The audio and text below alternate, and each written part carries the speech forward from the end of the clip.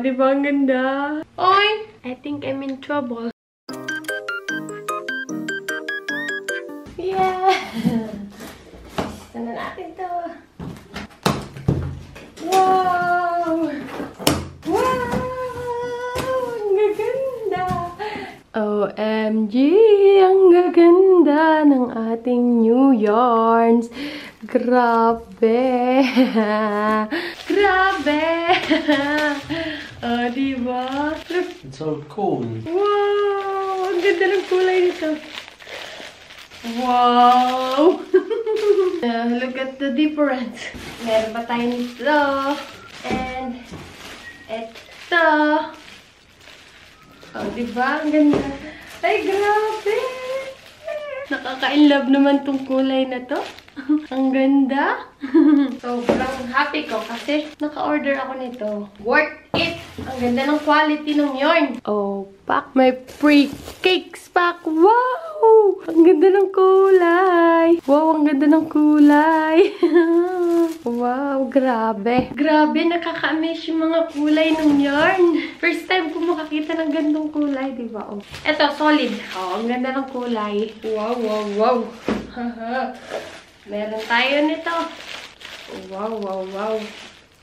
And ito, iron color. Ang ganda. First time ko magkaroon ng ganitong yarn na naka-cone. I mean, ganito karaming cones. Okay, arrange na natin. Hindi ko alam kung tatanggalin ko sa plastic. Scat! What is better? I remove the plastic or not? Okay. Ito lang naman yung previous. Ang ganda ng kulay. Ilang grams to? So, ito, multi-strand to. Tapos ito, twisted yarn. Ito, solid. Solid, solid, solid.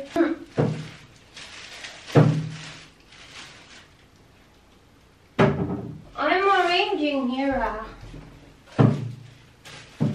Empty na yung box. 13 cones. Yan. Kasama yung isang cones na tira. Tapos, doon ko nilagay yung free, oh. Diba? Oh, nakasama na dun sa mga gradient. Itong free. Mix color nila. Thank you po, Ashley's Crochet. Yan. Napakita ko na sa inyo yung ating mga yarns. Yan. Naka-display na. Sobrang happy ako and sobrang thankful ko kasi hindi ko alam before. Gustong-gusto ko lang maka-order sa shop nila. And now, naka-order na tayo. And makakagawa na tayo ng madaming crochet projects. And excited ako magamit yung yarn. Gusto ko to. Ito yung pinaka-favorite color ko. Meron akong isang in-order pa sana. Kaso out of stock. Yun yung pinaka-favorite ko. Pero mas maganda to. Oh, diba? Ang ganda. Excited akong i-try to. Hindi ko muna siya tatanggalin sa plastic. Pero pwede din. Ibalik ko na lang. Oh, diba? Oh, ang ganda. Maliit siya kumpara dun sa ginamit nating isa. Pero okay lang. Gamit na lang tayo smaller hook. Ano ba yung recommended size nito? 3.5 to 4.5 mm hook. Use this. It's so pretty. Look. Excited lang akong gamitin itong yarn na to. Kaya naman, simulan na natin. Kagabi, nag-start na akong gawin to. Ito, kasi naman na-excite ako. Tingnan, ang ganda ng kulay. My favorite color, peach. I'm working on this. Walaan nyo kung anong gagawin natin. So, excited ako matapos to. Ito yung susuotin natin siguro sa concert ni Taylor Swift. Yeah, bumagahan na natin kasi minsan lang tayo umatid ng concert. Ang plano ko sana, gagawa ako ng top. Tapos, meron nakalagay na I love you Taylor Swift. Pero umiilaw siya. Kaso, order pa ako ng yarn na yun. So, meron na akong yarn dito. Ito na lang gawin ko. Ang ganda ng ating ginagawa. O, diba? Good morning! For today's video, may unbox tayo. Ito! Unbox natin to. So, in-order ko to online kasi kailangan ko to. Nag-iisip ako kung bibiling ko to dati. Pero since kailangan ko nga, sabukan natin. Ano ba to? Wow! Ang ganda! Ang ganda! Tingnan niyo! Bumili tayo nito kasi kailangan natin ito sa ating mermaid top! And ito! Yarn ball winder. Yan. Liit lang pala to. So, ayan. Excited ako na gamitin to. Oh my God. And ito. Maliit lang pala siya.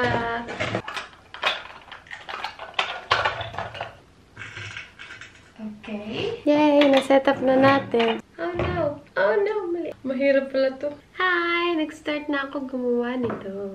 Skirt natin. Good morning! It's another day! And nandito pa rin tayo. Nakakaloka. Nakatatlong beses na ako gawa ng skirt. Kasi yung una, sikip. Tapos, mali yung pagsukat ko sa hips ko nung una. And then, tapos lumiit ulit. Tapos, hindi kasya. Tapos, ito kasya na. Di ba? Ang ganda.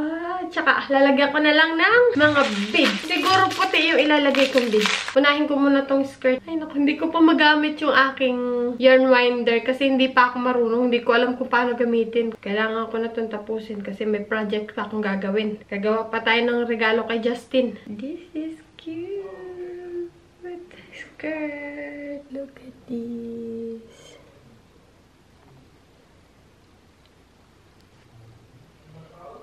Look, may isa si babes. Yeah. So, sinukat ko na. Ito na yung update sa ating mermaid top set. Ito na yung skirt. Dun, dun, dun.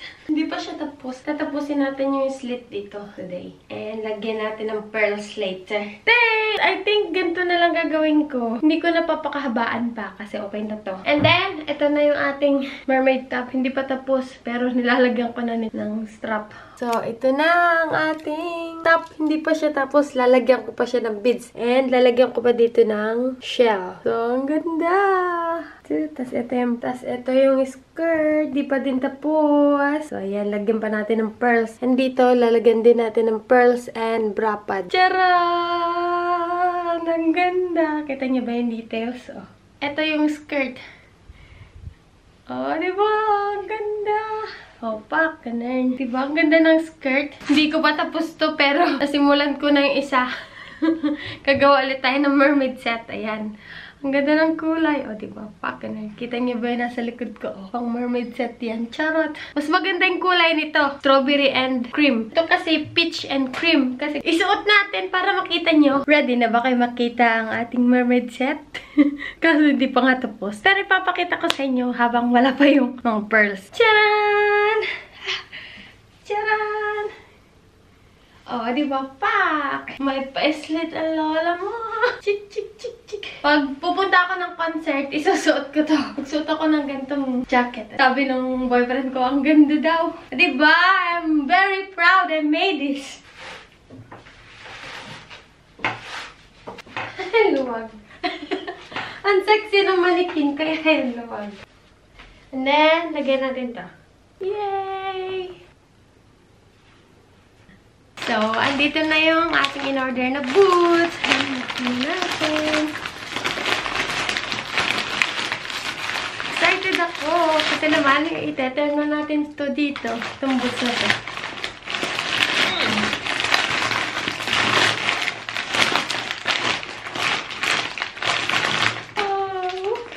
Pasad. Amoy bago. Oh. Wow! Wow! Ay, bakit ganun? May damage. Nakakaasar. Kailangan ko to pero may damage. Kijk, oh no. Nakakainis. Kaka-open ko lang. May damage siya. Good morning! Another weekend! I'm so happy today and I'm fresh from the bath. Yeah, kakaligo ko lang. And look what I'm wearing! Tcharan! Eras Tour Taylor Swift t-shirt. Nag-decide ako na isuot na siya today. Kasi naman, meron na tayong outfit for Taylor Swift concert. Yes, so suotin na natin. Dalawa tong in-order ko. Kasi kaysa naman naka-stock or ibebenta ko sana kaso sabi ko souvenir for me. O, tingnan niyo yung pagkakaprint. Galing pa tong Pinas. I'm a Swifties since high school. Charan! Mas maganda yung kulay niya. Good afternoon! Kita niyo ba yung suot ko? Partner! Suot na natin yung club top ko. Oh. Plus, ito, tingnan nyo. Yung working in progress ko na another set ng mermaid top and skirt. Walaan nyo kung ano to. Modern na tayo nito kasi kailangan natin to sa ating camera. 128 GB. So, ginagawa ko tong recipe book while listening to Taylor Swift song Eras Tour version. Ilang tulog na lang. Concert na. Pero di pa tapos yung aking outfit. Kailangan ba nating lagyan ng bra pads and pearls? Time check! It's 12:22 in the afternoon. And di pa rin ako tapos dito sa recipe book na to. Pero malapit na. Kayang-kaya ko nang tapusin today. Tingnan nyo to, may sassy babe. So, ito yung bago natin paghahandaan ngayong month na to. Kailangan ko nang mag-aral ng Dutch language. At meron ako ditong libro. Dalawa yung libro ko na ganito. NAR Netherlands. Bigay ito ng parents ni Justin. And yung una nila nabigay is Russian version and English. And hindi siya Netherlands. So, binilan ulit ako ng panibago ng nanay ni Justin. And pupunta siya dito today para turuan ako ng Dutch.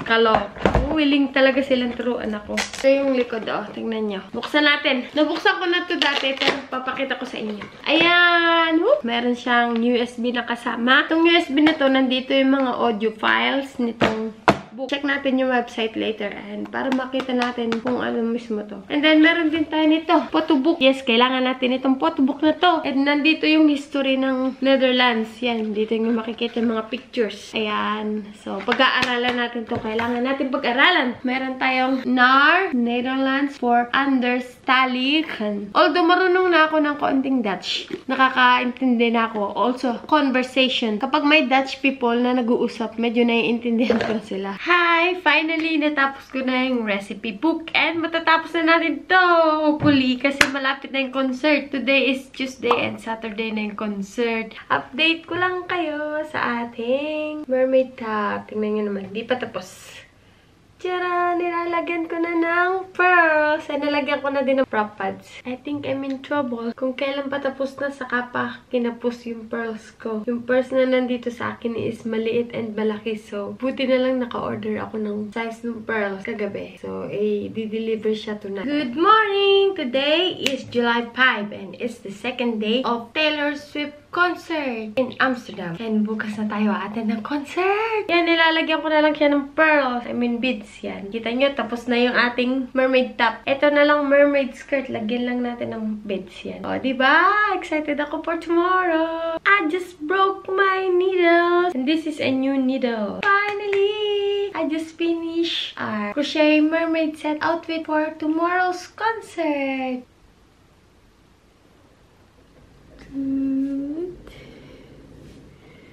Oh, diba? Ay, ang sexy tingnan ng aking outfit for tomorrow. Good night! See you tomorrow!